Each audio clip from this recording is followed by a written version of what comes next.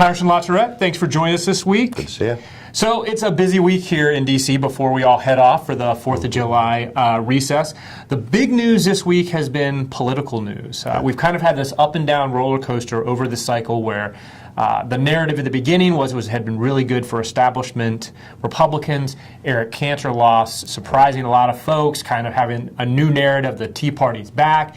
Last night, a lot of folks, including myself, expected Thad Cochran to lose the runoff in Mississippi. Yeah. You were right, he didn't, and the narrative now is it's been a great run for the establishment again. Talk to us about this. Well, it has. I mean, we talked earlier about there being shockwaves going through this town when Eric Cantor lost, and not by a small amount. But what was sort of unique to that race is that these national Tea Party players weren't involved. I mean, with the exception of Laura Ingraham, you didn't have, Sarah Palin and everybody wandering in there because nobody saw it coming. But once you get some momentum in this town, there's a danger that things begin to build on it. And so clearly, all eyes were on Mississippi last night. The last poll that I saw from Monday was that Chris McDaniel, the challenger, was up by 8 points, and it was done by a Democratic pollster. But the Cochran strategy, and there are a lot of people crying foul today, including Mr. McDaniel, was to get out the vote from non-traditional Republican voters. And the law in Mississippi is that if you haven't voted in a primary, for instance, if you're a Democrat and you didn't vote in the Democratic primary earlier in the month, you are eligible, if you want to vote in the Republican runoff. And the numbers are pretty striking. And as you and I were talking before, it's difficult to get more people to actually show up in a runoff. And the people that usually show up are the most intense. We got to do something about it. But Thad Cochran not only erased the 1,400 votes that he lost in the primary election, but he won by about 6,500 votes, and so really a big deal. And there were a lot of people that are sorry today because of statements they made. You had one guy saying that after Cochran came in second in that primary, that he should resign and save the country the agony of a runoff, and you had other people saying, again, these professional Tea Party groups here in Washington that really just enrich themselves were saying that we're all in, and I wouldn't have wanted to be in their offices today because I'm sure it was a pretty depressing place. Well, and they had another kind of, to add insult to injury, a lot of these groups were in on Mississippi, and they really thought they were going to win. Absolutely. But they had this interesting divide in the Oklahoma Republican Senate race, where local Tea Party groups, the actual grassroots groups, were in for Representative James Langford. Right. The national groups, and Sarah Palin and Ted Cruz, were in for Shannon. Right. Langford destroyed Shannon. Yeah, he did. He absolutely obliterated him, and all of these big national Tea Party groups were in for Shannon. Yeah, no, it was Jim Langford, the new nominee, is a really conservative guy. I mean, it's hard to sort of scout through the brush there in Oklahoma and not find somebody who's really, really conservative. And so this really is a matter of degrees, and these national Tea Party groups are demanding some kind of purity. Conservatives are going to be just fine with Senator Langford, and so that's over. The Mississippi race, quite frankly, is over. But I think the big story is, people want to write that Tea Party's dead, this, that, and the other thing. I think the big story is that the governing wing of the Republican Party has perked up and said, if we have a shot at becoming the majority party in the Senate, we need to not have any bad baggage and candidates who just don't have a chance in the fall.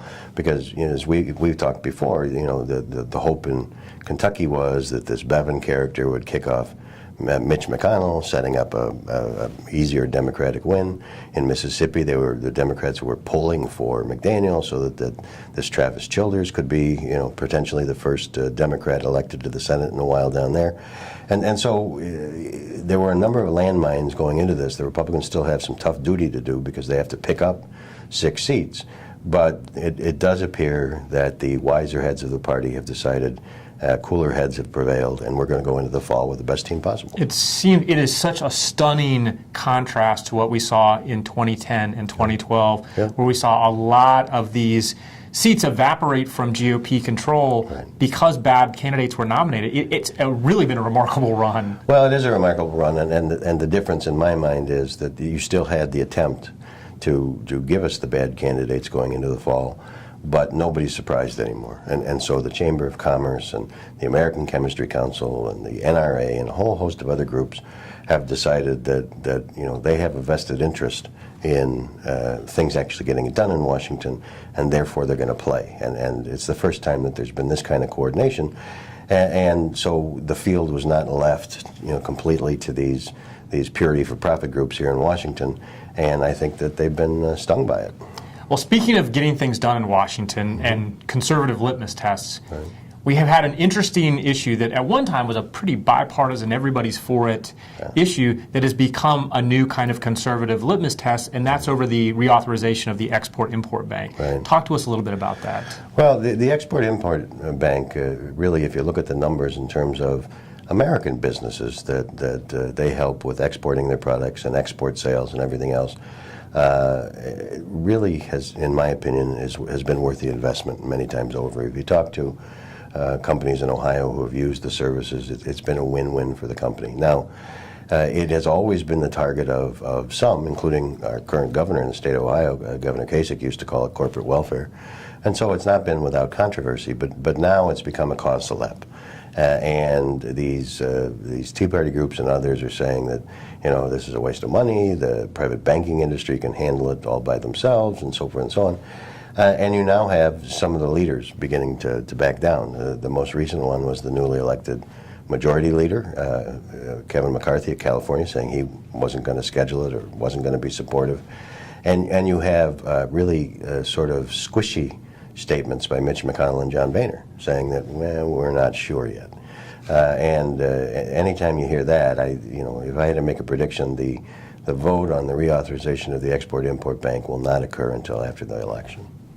Another issue that we have been talking about as kind of a thorny political issue has been the Highway Trust Fund, which unfortunately we can't really wait until after the election to deal with it because we're going to run out of money. Talk to us about what's the latest developments there. Well, the new thing this week was actually activity in the Senate, where Senator Wyden, the chairman of the Senate Finance Committee, is floating a $9 billion patch to extend it past the election and a little bit into next year. The patch is, like most patches, relies on some budget gimmickry.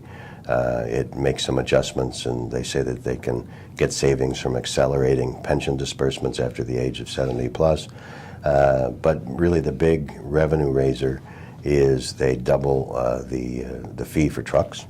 I think it's from 500 to 1,000. And that gives them the bulk of the money. It's been met with a very cool reception in the House. And as you remember from our previous talks, the House had this idea to pay for it by eliminating Saturday mail delivery. That's dead. I don't know that this is going to have legs, but we are really reaching the point where the fund is scheduled to go dry in August. And if you look at the calendar, so, you know, here we are the week before the 4th of July. The Congress will not be in session that week, and to our viewers, we won't have a video next week either, but will not be in session next week. And then they come back, and they're out for the entire month of August.